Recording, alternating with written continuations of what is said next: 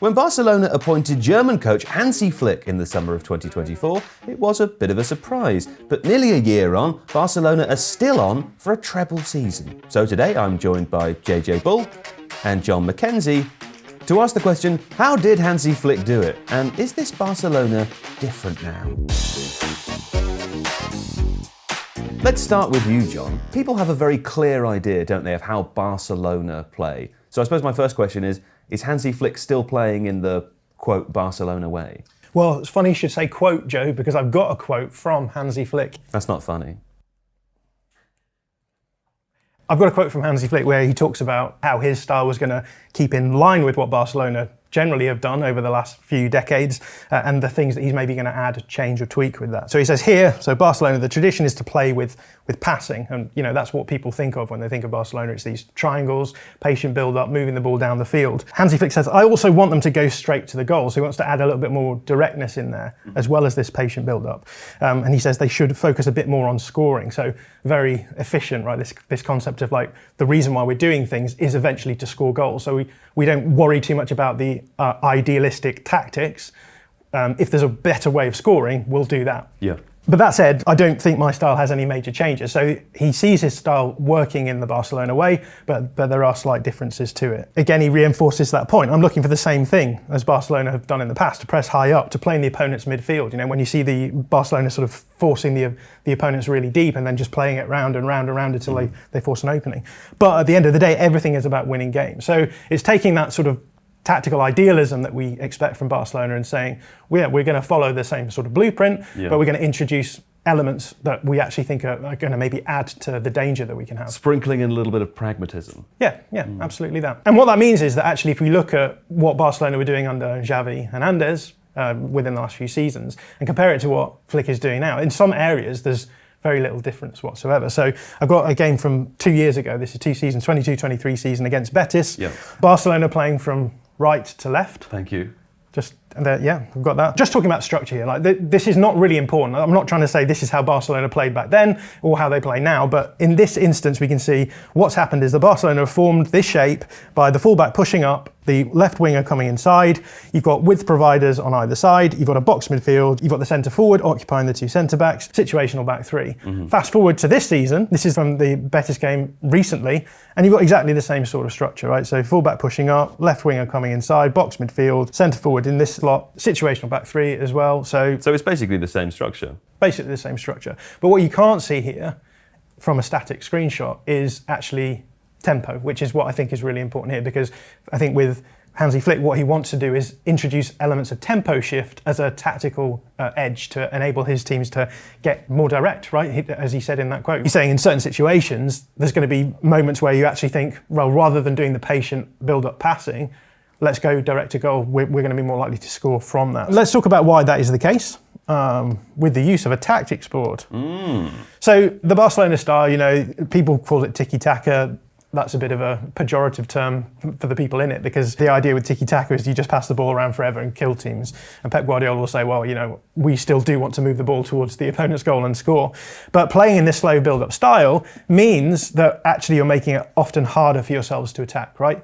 Because with your slow patient build-up, the opponent just has plenty of time to just fall back into a very low block. And then the question is, like, how well can you break this low block down? Now, someone like Pep Guardiola is happy to do this because of control, but essentially what you're doing is you're making it much harder for yourselves to attack. Unless you have the best players in the world. Unless you have the best players in the world. And it comes down then to a balance between saying, okay, well, we've got the best players in the world. We reckon that even making things harder for ourselves, in the long run, we're going to outscore the opponent. We're going to keep them away from our goal, and it's all going to be great. However, while Hansi Flick is happy for Barcelona to play in that way, there's going to be moments where they are building up patiently in certain situations, certain game states. He also recognises that actually if you speed up the game at times, if you find the right times to accelerate the game, then you can actually generate advantages. And what that looks like is this. This actually is quite interesting because it reminds me a lot of Roberto De Zerbi's Brighton. And just to clarify, Barcelona are playing from right to left. They are playing from right to left, Good. yeah. So you've got Barcelona's back four here with the goalkeeper in the middle, a double pivot, and then what you've got is your width provider here. Brighton, usually you would expect to see Mitoma over here, and maybe the two forwards dropping deeper here in order to create space for them to run into. Barcelona are doing it slightly different because they've got Robert Lewandowski, so you want to keep him further forward. But the general principle is the same. You have like this deep build-up unit, you want to pull the opponents forward, and then you can create space to attack. So let's look at how that unfolds. The ball then goes out into this wide area to Jules Koundé. And what I think is so interesting here is that there are still elements from what you would expect Barcelona to be doing regularly, but with that injection of pace, that ability to accelerate, making the decisions to move the ball quicker in certain situations. So we've got a wide triangle here. Often you would see that in a much smaller triangle with a player in this kind of area here, but because they're trying to bait the opponent forward to create space, they're using this wide triangle here. So Jules Koundé can basically bounce the pass into the central midfielder, the pivot player coming across, and then what we can see here is Lamine Yamal here. He's going to drop in, pull the fullback with him, and that's going to create space that can then be attacked. So here's the movement. Yamal's going to drop in to receive this ball. He's pulling the fullback with him. It's going to create space in here that can then be attacked. And what we see then is Koundé making that second run, and Yamal can just play the flick pass into that space. They end up in this scenario now where they've generated a lot of space. That's very different from what you'd expect from Barcelona because, as we said before, that was all about creating a lack of space to then attack. This is now about generating space to attack. And as you can see... I believe they call it an artificial transition. That's right, yeah. And the reason it's called an artificial transition is because usually when you're creating these kind of scenarios, you're doing it from a turnover, right? Yeah. So the opponent is attacking, and then you win the ball back, and then you have all of the space to run into. That's quite risky to do because you have to be like, okay, well, we'll let the opponent have the ball, and we'll win it back. But what you're doing here is you're saying, well, we're going to start from a goal kick and generate the same conditions artificially through our build-up. So you can see here that they've generated a lot of space, which is very different from what we've expected Barcelona to do in the past. And this is something which is quite common to see from Flick's Barcelona this season. So I went through the last 10 or so goals, and here's some of the situations they end up with. So here you got Raphinha in behind that front line. Again, you've got a wide player in. You've got basically a 3v2 effectively in this situation. Same again against Dortmund in the first leg. And then again here. Now, it's worth saying that some of these chances are also generated by high turnovers. So they're doing the high pressing stuff that you would expect from Barcelona. But they're also generating these sorts of moments through ball possessions as well, which is not what you'd expect from Barcelona, which I think is interesting. And now I say we might not expect Barcelona to do that, but actually with Xavi, he was doing some of this stuff. He was trying to introduce elements of verticality, as the kids call it. But you know, that tempo shift where you're able to accelerate in certain moments in order to get advantages. But I think what Flick's maybe slightly better at doing is coaching the sort of triggers on those and even those moments. So the players are much better suited to knowing when to go and what to do when they go as well. So you might be asking why these previous iterations of Barcelona were slowing the game down a lot more. Because it seems obvious that if you can play quicker, you're going to get these advantages of attacking space. Why was it that they were happy to allow space to be compressed? And the reason for that is, well, it's because you want to be able to counter-press well. So if you're trying to possess the ball, you're putting yourself into these risky scenarios. If you lose the ball, it can become dangerous very quickly. Rest defence. Rest defence is, yeah, good word. And that's partly it. But the idea here is that if you are... It's two words, yeah, sorry. But the idea is that if you're going to be a high possession team, you're going to put yourself under risk if you lose the ball. So you want to get into these nice structures so that you can counter-press. So imagine that this is Barca building up against a low block. They lose the ball here. They have really nice access. Their players are around the ball to be able to close the ball down and stop that from becoming a dangerous counter-attack. Yeah. The quicker you play, the less likely you are to be in those sorts of positions. So if we imagine that Barca are playing quick through the lines, they're getting the ball forward as fast as possible. As you can see, there's much more space for them to attack here than there is against a low block. Good for attacking. Good for attacking, but if you lose the ball here, yeah, you now don't have quite as good access, potentially. Bad for defending. Bad for defending. Yeah. And I've got an example from a game against Mallorca here. So Barca playing from right to left. They're playing in a different colour, which might be confusing. So just keep that in mind. Which colour are they now, They're in this yellowy kind of colour, yeah. Which may be green. I'm a little bit colourblind, but yeah, it looks yellow to me. Anyway, what we're going to see here is Barca in their build-up shape. What they're going to do is they're going to accelerate the play. So they're going to play the ball into Dani Olmo here, who is in space. And Dani Olmo then sees the runner in behind as a potential option, and so plays that ball in, right? There's a really good example of saying, the important thing here is just try and score goals. There's a potential for scoring a goal here, so let's go for it. However, he doesn't get the pass right, and it gets cut out. Now, we're in exactly that situation that we were talking about on the board, which is this guy wins the ball and no one has any access to him to counter press, which means that he can then move the ball down the field, gets to the halfway line, and at this point, Barca are obviously trying to then compact the space because they want to try and get the counter press in. They don't want to be able to be played through. Their back line drifts forward, and so what happens is the ball carrier just plays to a teammate who then flicks it immediately over the back line, and they end up with this scenario here where actually they've created a big chance the other way just by being a little bit more aggressive. That's not a good situation to be in, John. That's not a good situation to be in. But the interesting thing here is that it's obviously working, right? Barcelona are able to generate more chances, big chances, and playing in this way than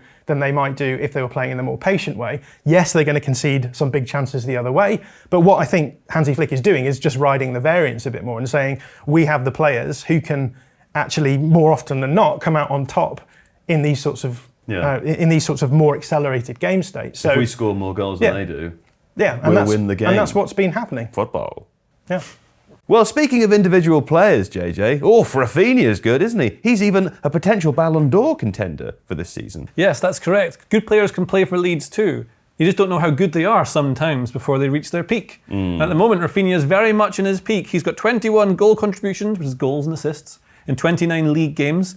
And also, the more impressive stat is that if you put all competitions from this season in, he's got 48 goal contributions, 28 goals, 20 assists in 47 games, which is pretty good. That's why you're getting talked about in the Ballon d'Or thing. But what you might not know is that he's doing it not how we think of Raphinha as the right-sided inverted winger. He does it sometimes, but he mostly plays actually on the left, but at the same time as a striker. And it's linked to a lot of things John was saying earlier with the positioning and what they do. And I can prove it with data viz.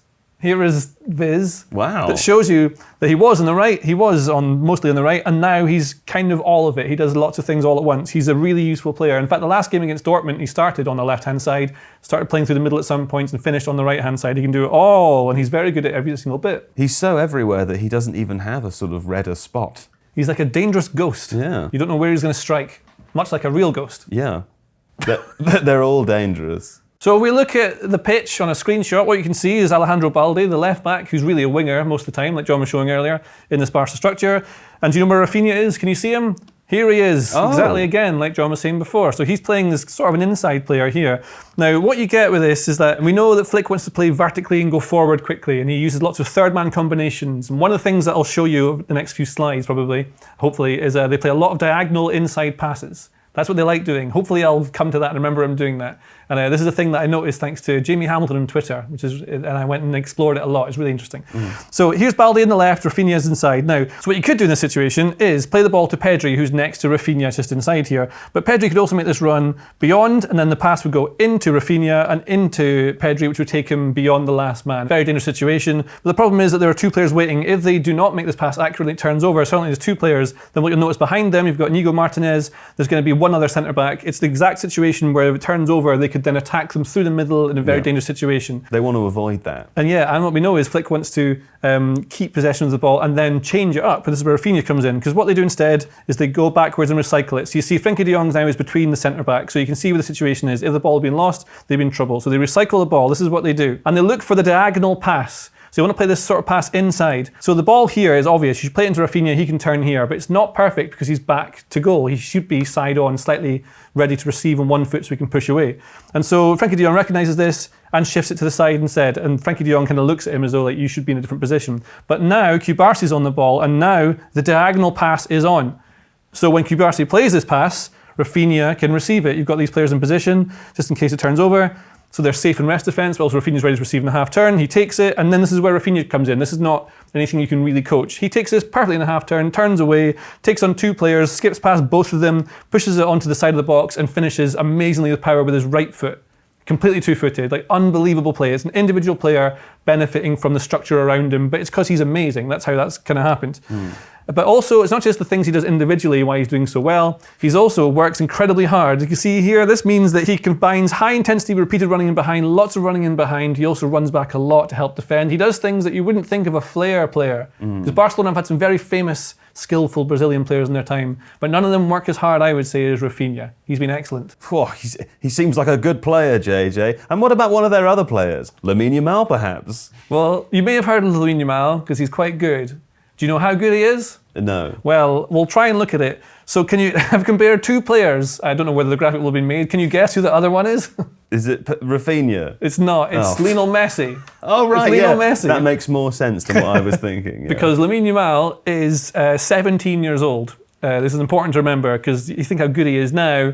It's ridiculous for his age. So Messi was getting games when he was 17, but he wasn't as integral to the play as Yamal is now. He is their key player. He's one of the best players in the entire world, if not possibly the best player. Another Ballon d'Or contender. You see he's scoring lots of goals already, lots of assists. Will he get to the level that Messi has? I don't think it really matters. They are different players. They attack in different ways. Messi played through the middle an awful lot. I think Yamal will mostly stay out wide. But there's differences in what Flick's doing with him or getting him to do. It might just be that Yamal is maturing as a player and is getting better, more confident. It could just be that that's what that is. But he's taking more shots per 90. He's tackling way less per 90, which is interesting, I think. He's still involved defensively. In fact, fewer defensive actions generally, but he takes on players way more. He's up from 6.53 take-ons per 90, I think it's just in La Liga, to 9.77, which is a lot of take-ons. I'm sure you'll agree. And this is part of what Flick's talking about. He wants him to be good in possession, but also be able to change tempo and get to the goal quicker. And so if you create these spaces that John was showing us earlier, you can get to the goal quicker. But what I want to look at is where the structure comes in and where individual talent comes in, because you can have all the structure you want, but if you don't have Lamine Yamal, you can't score the goals. It really helps having players like that. Yeah. Yes. So here is Barcelona. Now they are fighting? They're fighting from left to right. This is them in the back four. The structure is kind of weird. Do you know where Raphinha is in this example? Is he in the middle? He's over there. Yo. That's the left winger, played in a weird central bit. So the ball's turned over. It's a bit of a thing here. So that is the left winger. This is the right winger. And then I'm about to show you the right back. That's Jules Koundé. Okay. So he attacks this ball and he wins it. And that means there's now a turnover, there's lots of space here. Yamal can attack it. But something interesting happens. And what he does is you can see that the play is opening up ahead of him. You see Raphinha starting to make a run. Yamal has put his hand up like this. He's signalling something. I think what he's doing is signalling to Raphinha to stop your run now because I'm going to find you in a minute. He wants to get closer to the goal. It's a more dangerous situation if you get closer to it. Right. The potential for a pass in behind that's cut out and then they're in more trouble. Yeah. They're not in a really good set position here. I think it's clever play from Yamal. He keeps running forward. Now this is where Yamal's individual talent comes in. He cuts inside, he does this all the time. In fact, this is how much he does it all the time. You see, this is his progression from wide areas. So blue is him going to the outside, red is on the inside, straight to goal is the green. Now, this kind of shows it's actually equal, so he does lots of things all the time. Here's an example of him doing that. He cuts inside, the defender comes across, because obviously you got to stop him from shooting, because he can score from long range like he did against, I think it was England in the Euros. It was. Was it not? It was France. It wasn't. So here he is, so he cuts inside and the defender comes in to block the shot because we know he can score from long range. He's very good at doing that. But actually, because he's so good at this, completely fools him. When you watch the clip back, it looks like he's going to shoot. It's really hard to not think he's going to do that. Cuts back inside, the defender is completely gone. He wipes past him, back into the box. And now you've got what looks like a shooting opportunity. This is probably what you should do. Curl into his left foot and get it into the corner. But he already signaled to Raphinha earlier. These two work really well together. To wait and I'll find you. And he does. And the technique is so weird. I've never seen a pass like this inside the penalty area. He sort of slices underneath it and through so it chips, but with the right amount of leverage and curl that ends up exactly on Raphinha's left foot. It looks like a mishit, but I'm really confident he means it. Wow. This is nuts. It's a crazy kind of pass. And that is individual skill and talent from Lamine Yamal. So he's got space to attack. That's one of the most important things. But he can also do these things in tight spaces too, because we know they're trying to create space and artificial transitions and to create space to run into. So here is one more example of this and where you get the benefit of both what Raphinha is doing, but also where Yamal is and all the things that Flick's tried to bring into this Barcelona team.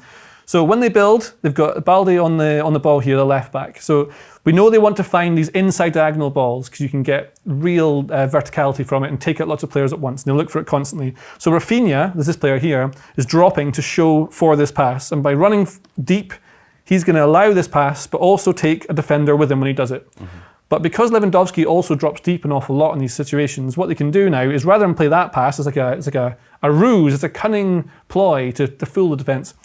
Raphinha can now run into the channel, And what instead happens is that Lewandowski drops deep, and this is a pass you'll see constantly. In fact, against Dortmund in the second leg, you saw this all the time. They play diagonal pass so that they can open up space because they drag defenders in to play this first time ball that goes in behind. And then Raphinha, saw the sprinting graphic from earlier, how much he sprints in behind. He can now sprint right behind the last line. He's so quick, so skillful. Individual character or individual footballer quality comes in show here. And then what you've got is Lamine Yamal on the opposite side, who's doing less defensive work. He's ready to always be there. And then Raphinha finds him with the ball across the box. And then rather than hit the first time, he controls this, goes around the keeper, just like things that most normal humans wouldn't do, but Yamal does. And he scores this sort of goal. So this is the benefit you're getting, is that Flick is creating situations that I think Xavi probably was doing something similar to. But Flick has the advantage that all his best players are not only old enough to play football like Yamal, but they're also not injured. Yeah. And I think one of the big other examples is how important like Pedri is, particularly, because in a lot of these examples, when you find the diagonal passes, players like Pedri are really good at knowing when to play the pass, when to change the tempo. So when you have that player there, you can suddenly know when to keep possession of the ball, when to recycle, and when to hit the fast accelerated diagonal pass to find players like Raphinha between the lines on the half turn to shoot and score. And now he is definitely one of the other best players in the world. It's worth emphasising, I think, listening to you, that Lamine Yamal he has foresight. He has vision, and he seems to have a lot of composure already, and he's 17. Like, some of those things are things that you usually associate with players who are more experienced. Like, I always think of young Wayne Rooney, for example, had like explosive pace and a lot of skill, and he had an instinct that he knew what to do. But it wasn't until later in his career where you started to see that foresight come through. Whereas with Lamine Yamal, in the Raphinha example at least, it seems as though he's already there at 17 years old. Yeah, I often think about this. I wonder whether how much better he actually gets, because you might want to try and protect him and play him less. But he's got the added benefit of the youthful confidence that you only get from being youthful and confident. And it's something that some players have when they're young, and then something happens to them on the pitch, they lose a big game or something like that, or they lose a bunch of games in a row, they lose a cup final. A Champions League final. League final, something like that, yeah. And then it gets knocked out of them, and then they're not quite the same player, because everything he does goes almost exactly correct at the moment. And that is something that you can't really buy, and you're benefiting from that right now. He will develop physically and become stronger as he gets older. That's just naturally what happens, and should probably get slower when he gets older. I wonder whether he'll end up playing more inside at some point, or whether he'll stay as the outside winger, striker creature that he is, because Flick's got him playing and shooting a lot more and dribbling an awful lot. He kind of does everything that you want him to. He is one of the best players in the entire world, but I wonder whether how he will develop physically and how he will develop on the pitch in the future. Okay, great. Well, listen, let's talk about their short-term future, John, because despite nearly screwing it up completely this week, they are into a semi-final in the Champions League. What do you think their chances are? I mean, what kind of teams will they face? I think interesting that you say what type of teams they're going to play against, because I ended my section before talking about how what Hansi Flick has done is almost lean into the variance a bit and say, you know, we have these great attacking players, we have the ability to counter-press well. Why not use that as a strength rather than being risk averse and trying to avoid any bad things happening? Why not take it as an advantage for us and try and really get the most out of it? That's fine when you're playing in a league where often you're going to have that massive advantage over other teams. When you get to this stage of the Champions League, suddenly the playing field is a little bit more levelled. So the sorts of things that we talked about in terms of if you're getting your attack wrong in those accelerated moments, and then you leave yourself open, the teams that you're playing against now are suddenly much better prepared and with better players to hurt you in those scenarios. But I think the big question is, like, how do they manage the control versus the accelerated moments? And I guess the Arsenal are sort of held up as the big physically dominant team who can, you know, they can control games through their physicality as much as anything. And, you know, that's very different to PSG, who are in the same sort of boat as Barcelona, where I think that, again, it's like high technicality, teams using positional ideas, but using that element of like accelerating the play to try and get advantages from that. So I think that could be a really interesting open game if those two play. The big question for me is what happens in the game against Arsenal when you do suddenly come up against these guys who are going to be able to stop you from having these sort of really dangerous accelerated attacking moments, these direct attacks. That's the team that they would be, I guess, more frightened to face, right? I think so, but it's worth remembering that, as we said at the beginning, Hansi Flick is still doing the Barcelona thing. His team is still able to, you know, force a low block, break it down. They have the technical players to be able to do that. They've got Robert Lewandowski, who's a really dangerous penalty box striker. They've got players like Pedri and Xavi, who are really technical around the box. Frankie de Jong. I think they are really well set up to be able to deal with both of those sides. I think for the most part, it is just going to come down on the day whether or not they are able to have those moments come off for them. And that's almost what Hansi Flick's football is about. It's about being positive, about being on the front foot and saying, we have the players to hurt opponents, so let's use that to our advantage. Yeah. I mean, longer term, forgetting about the Champions League and this season, JJ, you are of the opinion that this team could be big. I think Barcelona are potentially building one of the best all-time teams. It could be one of these generational teams that we talk about for years and years and years. If you look at the squad minutes this season, what they've got, what you want is a mix of youth, experience and peak players. Now, a lot of the peak players have been injured for a lot of the time, but if you look at what we've got here, Koundé and Raphinha, peak players, are playing most of the minutes. That's what you want there. You've got experience. Martinez was playing an awful lot. Araujo's back now. He was one of the injured peak players, but Martinez is back there. Lewandowski, still very, very, very, very, very good. Obviously, they lost Ter Stegen to some injuries, and Szczesny's come in and got a lot better. But the young players here, who are not even at their peak, I would say are already at their peak. You've got players like Cubarsí is one of the best defenders. He will be one of the best defenders in the world. Lamine Yamal is one of the best players in the world. Pedri is one of the best players in the world. Alejandro Balde is one of the best left backs probably in the world. He's basically a winger. He's amazing. Then you've got Casado, who's come from the youth team and come in and filled all sorts of gaps that they needed to have sorted. But if you look at the rest of the team, there are just players everywhere that make this really strong. So Xavi has been unbelievably useful for a long time. He was really important under Xavi especially, so he's returned from injury. So now you've got all these young players who are given time. They've got lots of squad depth. They can replace them and rotate. You've got Fermin Lopez can come in and do a job. But when you have players that are as good as Pedri and Xavi and Raphinha and Yamal and Lewandowski and Cubarsí and Ter Stegen, they've got basically an amazing team. So you have great individual players who have the potential to become elite, which you just can't really afford. They can't afford anyone. So they've got those, but they've also supplement that with players in their peak age who they bring in the transfer window. I think it's got the potential. Raphinha, a great example. Raphinha, a good example, yeah. Like De Jong, you keep talking about De Jong and Raphinha maybe getting sold as well, but they've got this really strong core of players that makes them a lot better. The thing they probably lack, and might be a thing they have to address, linked to everything we talked about actually, is a bit of physicality, maybe a bit of aggression they don't really have in a lot of places. You saw it against Dortmund an awful lot, especially at set pieces. They don't really have the height power that you might want to defend against teams like Arsenal, especially. That's the problem you come up against. But that doesn't mean you can't beat them.